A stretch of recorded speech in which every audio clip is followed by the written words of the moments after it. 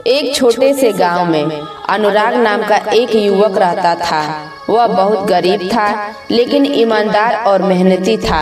उस गांव में यह मान्यता थी कि भाग्य ही सब कुछ तय करता है, और अनुराग का भी मानना था कि उसके दुर्भाग्य का कारण केवल उसका भाग्य है। इसलिए उसने कभी अपने हालात बदलने की कोशिश नहीं की। एक दिन उस गांव में तथागत बुद्ध का आगमन हुआ।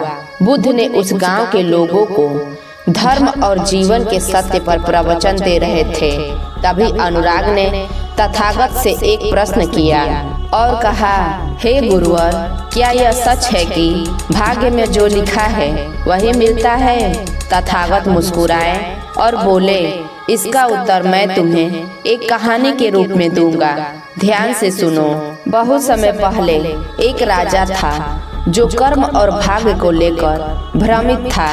एक दिन उसने एक विद्वान से पूछा, कर्म महत्वपूर्ण है या भाग्य? विद्वान ने कहा, महाराज, कल प्रातः काल मैं आपको इसका उत्तर दूंगा। अगले दिन विद्वान राजा को महल के बगीचे में ले गया। बगीचे में दो पौधे थे, एक पूरी तरह सूख चुका था और दूसरा हरा भरा था। विद्वान ने सूखे पौधे पर पानी डालते हुए कहा, यदि भाग्य पर भरोसा करे तो यह पौधा कभी नहीं हरा होगा, लेकिन यदि इसे रोज पानी दे तो यह फिर से जीवित हो सकता है।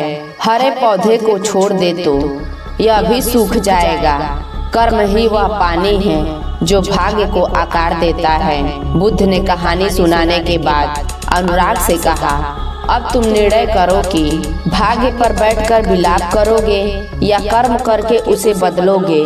इस पर अनुराग ने फिर पूछा, हे गुरुवर, क्या यह संभव है कि मेरा कर्म मेरा भाग्य बदल सकता है? तथागत ने कहा, तुम्हें इसका उत्तर अपने कर्मों से ही मिलेगा। चलो मैं तुम्हें एक अवसर देता हूँ। पास के जंगल में एक बूढ़ा लकड़हारा रहता है जो बीमार और असहाय है। यदि तुम उसकी सहायता करोगे तो तुम्हारे जीवन में परिवर्तन होगा। अनुराग ने सोचा कि यह तो आसान काम है। वह लकड़हारे के पास गया और उसकी सेवा करने लगा। उसने न केवल लकड़ियां काटी बल्कि उन्हें बाजार में बेचकर लकड़हारे के लिए भोजन और दवा का भी प्रबंध किया। कुछ महीने बाद अनुराग को शहर के एक व्यापारी ने देखा और उसकी ईमानदारी और मेहनत से प्रभावित होकर उसे अपने व्यापार में काम पर रख लिया। धीरे धीरे अनुराग की स्थिति बदलने लगी। वह अब गांव में एक आदर्श बन चुका था। कुछ समय बाद अनुराग फिर तथागत से मिला और बोला, गुरुदेव, अब मुझे समझ आ गया कि भाग्य और कर्म एक दूसरे के पूरक हैं। यदि कर्म सही दिशा में हो तो भाग्य भी हमारे साथ हो जाता है। बुद्ध ने मुस्कुराते हुए कहा, सत्य यही है, भाग्य और कर्म नदी के दो किनारे हैं जो एक दूसरे के बिना अधूरे हैं। लेकिन यह तुम्हारे ऊपर निर्भर करता है कि तुम किसे प्राथमिकता देते हो, और यही बौद्ध धर्म का सत्य है। कर्म से ही तुम्हारा भाग्य आकार लेता है।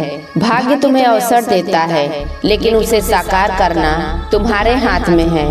दोस्तों, इस कहानी से आपने क्या सीखा, हमें कमेंट में जरूर बताएं और चैनल को सब्सक्राइब, वीडियो को लाइक शेयर जरूर करें। तब तक के लिए अपने परिवार का ख्याल रखिए। मिलते हैं अगले वीडियो में। नमो बुद्धाय।